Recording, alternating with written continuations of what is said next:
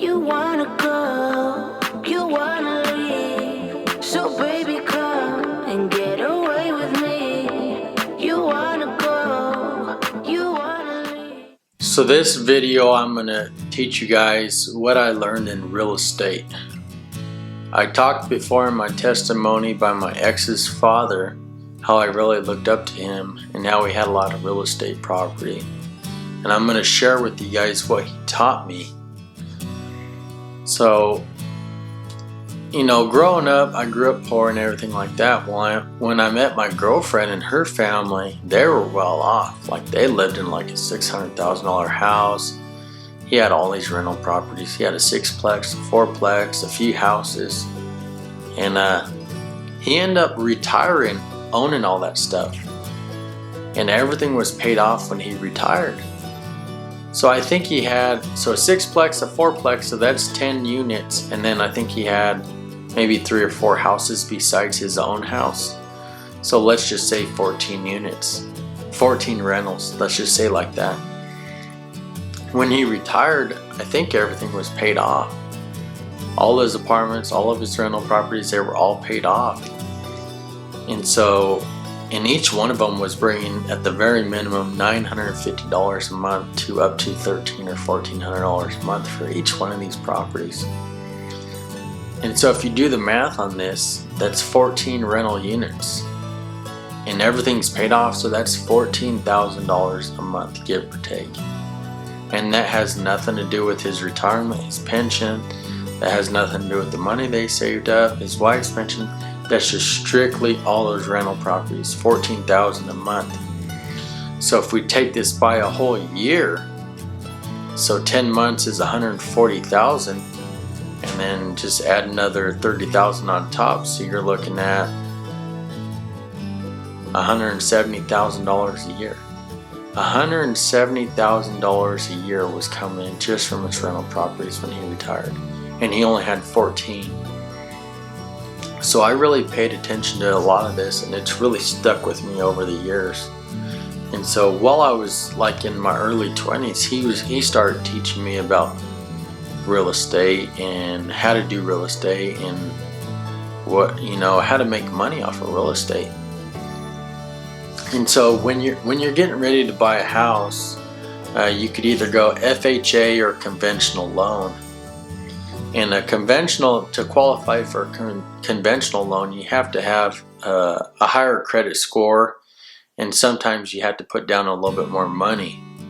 But I think the mortgage insurance is a little bit lower, and just a few minor tweaks here and there. But actually, when you buy a conventional home, you could buy it the first day, and then the second day you could rent it out or lease it out and do whatever you want to do with it.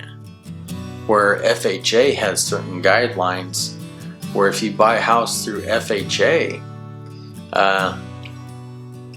you have to pretty much, well, back when I bought my last property and it was through FHA, you had to live in the house or occupy it for like a year or 2 years, and then you could rent it out. So each one of those, like conventional versus FHA, has their own guidelines and stipulations of what you can do and what you can't do and all that kind of stuff.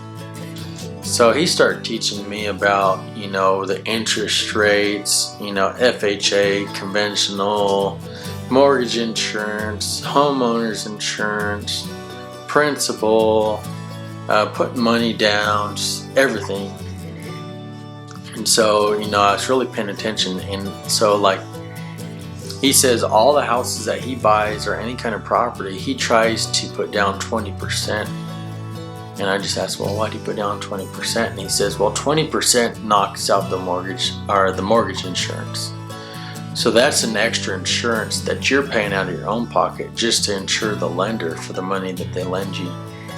So let's take, for instance, that you just buy a $100,000 house. And if you don't put no money down, you just pretty much paying the closing cost or whatever. And those could range anywhere from a couple of thousand on up to $4,000, or give or take, you know. It's just fluctuating all the time.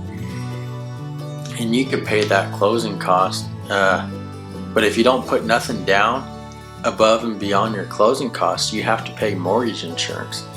And so you're paying mortgage insurance on a $100,000 loan. So this pretty much insures your lender of that $100,000 loan on the property. So if you default on any of your payments or anything else like that, their money's still secured, their money's still insured. So they're not losing out anyway, and it's just to secure them. So you're paying out this extra money every month just to secure your lenders. And you know, that's the mortgage interest rate is also fluctuating too, depending on how much money you're insuring. And so maybe around a $100,000 house, $100,000 loan, the mortgage insurance rate is maybe $130, $150, somewhere in there.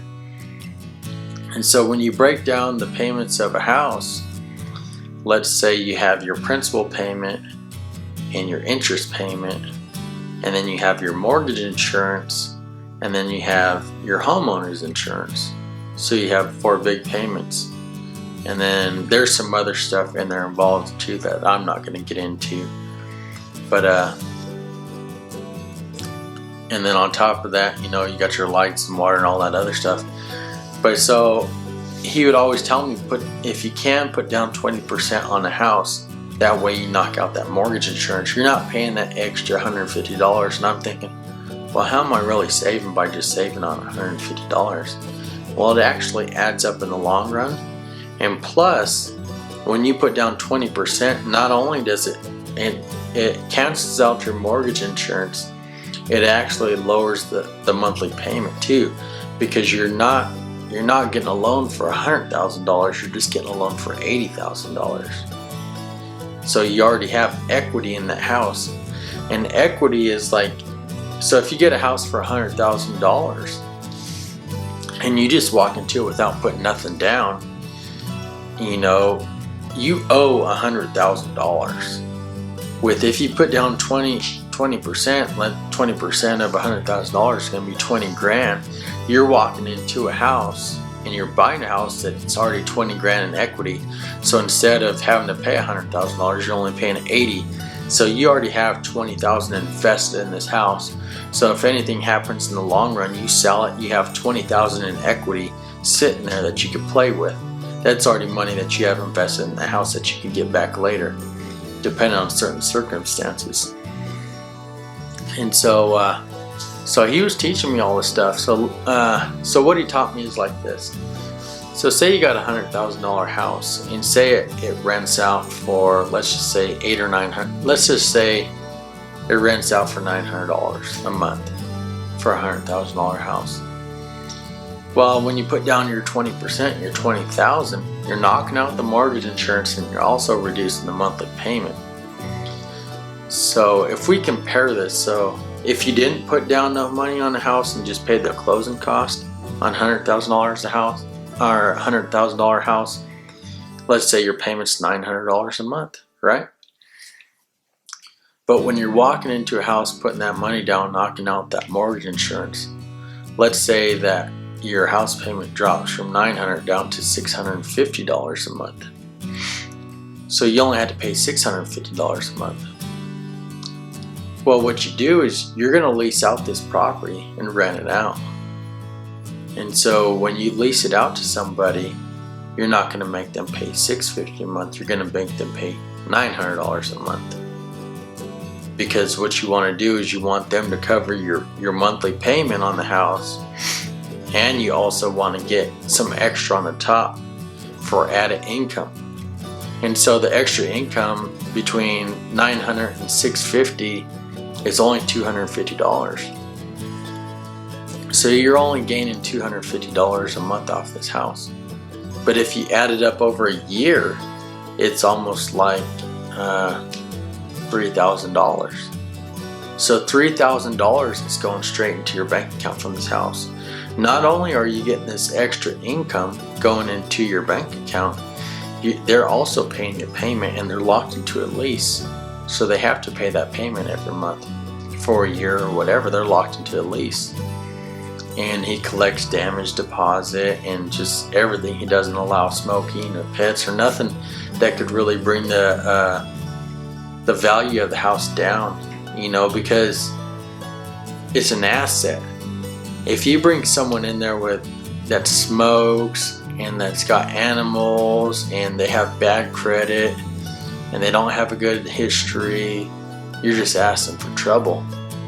Because if they don't have a good history of paying their bills, then they're not going to have a good history of paying your rent. And their animals are going to, ruin your house. And the smoke is going to ruin the paint. And so bringing the person like that into your house you're just taking a big liability of doing that. And he was teaching me all this stuff, and so I started to understand what was really going on in the big picture. And so what he would do is, that money would add up. So over a whole year he would only make $3,000 extra off that house, but they were paying his monthly payments for him. And if he had any extra money, he would throw it at the house, throw it at the principal. And also he would throw some of the extra money he would throw towards their principal too. Or else he would just save it, in case something emergency come up or he had to fix something around the house. But if you really pay attention to this method, you could really, really make a lot of money off real estate if you do it right. But you have to do it right. And so one thing, it's a big no-no to rent to friends or to family members. And anybody that rents it, just make sure they don't have no dogs, they're not a smoker, because all this stuff counts against them. And if they are a smoker, to say, well, I really don't allow smoking, but since you're a smoker, we're going to have to add on an extra $50 a month under your rent. So that way at the end of the year or whenever they move out, you could use that extra allocated money towards repaying the interior of the house, and you're not losing out nothing because you have already added that cost in there. And you do background checks and just everything, and you don't let people slide. And like me, I have rental properties now. Like I only have one now. I used to have a couple in the back a couple years ago. But I just hired a manager to manage my property. And I didn't even have to meet the tenants. She drew up all the paperwork. Anything that's legal that comes about, she takes care of it. Any repairs, she calls a repairman. Just everything. Every transaction that's made is just so seamless. Like I've had someone rent my house in El Dorado, Kansas they was leased out for the past 5 years. And they never met me until like a year ago. A year ago I showed up and I met him just because I had to do some stuff around the house. And they were just like, this guy, he's a young guy, and he owns this house that we live in, or it's one of his properties. But like I say, it doesn't really matter your age or anything like that. You just have to understand how real estate works. And you have to understand how investments work and assets and liabilities and everything, and you can make any of this happen. So there's a big domino effect that happens with all this. So let's just say you get one house and do that same thing I'm telling you guys about. Put 20% down. Say you get a $200,000 house, just do even numbers, and you put 20% down. That's $40,000 you put down on this house. And say you're getting an extra $400 or $500 a month, because you put so much money down and you knocked out the mortgage insurance. Let's say you're getting $500 extra a month. Well, throughout the whole year, that's $6,000. That's $6,000 that you're making above and beyond your house payment. So they're paying your house payment for you, and you're making an extra $6,000 a year. So once you get this ball rolling, this is what you want to do. You get it leased out, and you get some good money saved in the bank and a good income rolling in, and you wait about a year. The next year you go out and buy your second house. And this is the only way that this will work. Because whenever you go to apply for another loan on a second house, you want to have another 20% down that you can put on your second house. But not only that, is you got to see how they're recognizing your property. Because most loan institutes or people that are going to give you a loan for your next house, they're going to check out your debt to income ratio. and they're going to look at, can he really afford this house with all this other debts he has? So if you have other house payments, you have a house you're living in, say you have a truck and a car, credit card bills, and all this other stuff, that's all going to count against you, and you're not going to be able to make this happen unless you're just making more money than what your debt is. So they look at your debt to income ratio and check all this out. But one thing they also look at, some institutes will look at your leased out property and they'll look at it like as a debt, where other institutes will look at it as an income, because in reality it is an income, because you're not paying this payment out of your own pocket. Whoever's renting your property is paying the payment out of their pocket. So it should be recognized as an income. But some financial institutions don't recognize it as an income. They recognize it as a debt, because they figure you're liable for it, and they still view it as you're having to pay it, instead of you're not taking money out of your own pocket. The people who are leasing it out are taking it. So what you need to do before you buy your second property is make sure that everything's going good with the first property. You have good income coming in above what your house payment is, like I told you, say $500 a month or whatever the sum ends up being. And you have another 20% or more saved up in the bank, so you can put down on that next property, because you want to treat this like a domino effect. And so once you get approved for the second property, you don't need to go all out and buy nothing crazy. You want to be in that Goldilocks range of a house that's not too expensive and a house that's not too cheap.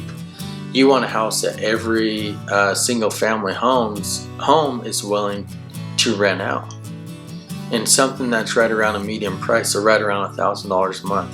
You don't want to go and buy like a $350,000 house and try to rent that out, because not everybody could afford that. Not everybody's middle age of the road, or middle of the road, and making a decent amount of money.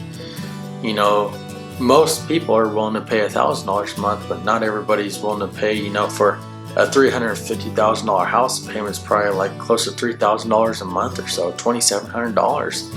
And so you got to look at things from that perspective too, and just look at the market as a whole.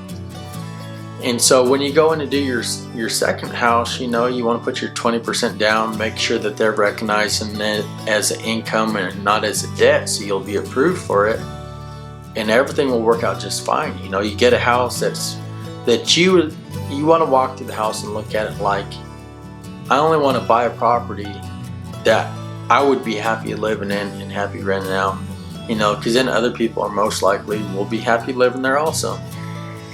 And so once you get this ball rolling, it's like a domino effect though, because say another year goes by, so you have two properties, everything's going smooth, all the rent's being paid, they're both under lease, and you done the same thing with the second property that you did with the first. You put down 20% or whatever, so you're having an extra $300 to $500 a month going straight into your bank account that's above and beyond your house payment. So do the math on it. The first house we're making $6,000 from a year. The second house we're making $6,000 a year. Add that together, that's $12,000 a year. Now you see how this gets to be really good business when you take into the fact, like say this house that you bought is on a 30-year loan, and you bought it for $150,000, $120,000, somewhere in there, and you're getting an extra $12,000 a year, going straight into your bank account. You put it in savings or whatever. You could shove that $12,000 a year at one house, bam, with some extra money on top of that if you're smart. Let's just say you shove $20,000 a year at one house, and you just let the other one just go through the motions like clockwork. $20,000 a year, and you bought the house for $120,000. It's only going to take 6 years to pay off. It's a 30-year loan, but you could pay it off in 6 years. And every bit of money that you're shoving towards these houses is going straight towards the principal, because whoever's leasing it out is already paying the payments, and they're paying the light bill and the water bill and whatever. And you already have all this extra money to shove towards the principal, and whatever you don't shove towards the principal, maybe you put it in a security fund in case a hot water heater goes out or something like that. But if you guys play your cards right, you could really, you know, when you're getting ready to retire or something, you could easily retire with 5, 10 houses, 20 houses, 30 houses. Just depends on how far you want to push things, you know. Say if you retired, let's just take some numbers. Say if you retired and say you get up on 55 years old and you have 30 houses, you know, that say you start buying your first house when you're 30 years old, and every year, you know, you just got your money right and you've seen the bigger picture, and you just started buying a house every year, starting when you're 30. By the time you're 60, you have 30 houses, and let's just say that by this domino effect has worked so good throughout the years that after you got past your 15th house, you were just paying them off at like record speed, like 4 years, 3 years, or just whatever, you know. Say by the time you're 60, you have 30 rental properties and they're all paid off. Can you imagine the kind of income that's coming in from that? Say each one's renting for $1,000 a month. Do the math. That's $30,000 a month just from your rental properties alone. Now take it times a year. That's a crazy amount of money. That's $360,000 a year just off of your rental properties alone. And I'm not talking about any other thing that you got going on in your life. I'm not talking about your 401k. I'm not talking about any other investments or assets you got going on in life. I'm strictly talking about these rental properties, and that's the only thing I'm talking about in this video. Because you live off of $360,000 a year and have a good life, and maybe even, you know, set your kids up for a great future. I'm sure you can. And that's one thing I want to discuss with you guys. You know, I'm here to share my mind with you guys. And I'm sharing this information because I want you guys all to prosper. I'm not charging you guys for this information. Other people out there will charge you for the same information. They'll make you pay a couple $1,000s or whatever, some internet site just to tell you about this information. But I'm not about that. Because I know you guys have to get over some hurdles first before you even get to this stage and area of your life. You got to cancel out your debt. You know, you got to switch your mind. You got to, you know, get fear out of your life, you know, because like I said before, you know, if you're afraid to do something, you're not going to do it. You just, you know, you got to get out there and invest. You know, you got to buy assets. You got to know what's going on. You have to take risks sometimes to get in a situation. But this is very powerful. You know, who would not want 30 houses paid off by the time they're 60? That's a lot of money. You could do a lot with $360,000 a year. You know, that's a good amount of money.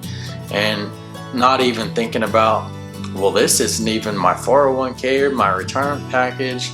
This has nothing to do with my wife's retirement package, her 401k, any other investments we have on the side. This has nothing to do with any of that. This is just strictly our rental properties. And so, see, this is why I want to teach you guys this stuff, because it's very powerful and it can change your life. But the only way to get to this stage is you got to look at the big picture. You just can't think like, oh, I'm going to go down and buy a lottery ticket and maybe one day I'll win. Hey, that might be a possibility, but this is like a for sure way to work and grind and get there, so you can get there and can't get this kind of money, you know. So I'm going to share other stuff on real estate, but just stick with me, guys, and we'll catch you on the next one. All right.